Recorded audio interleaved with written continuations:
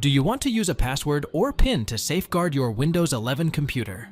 To prevent unwanted access to your device, we'll walk you through the process of creating a strong password and a PIN in this brief tutorial. Right-click the Windows icon and click Settings.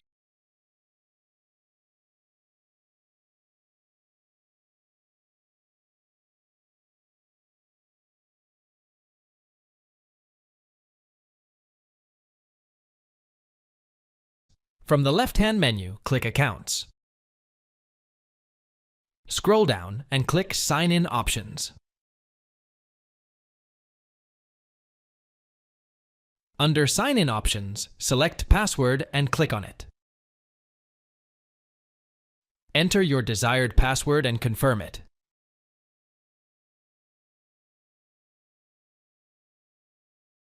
Add a password hint for future reference. Click Next, and then Finish to set up the password. After creating a password, click on PIN, Windows Hello. Click Setup, then enter your password and click OK. Enter your desired PIN and click OK to save it. Thanks for watching. If it helps, make sure to hit like and subscribe.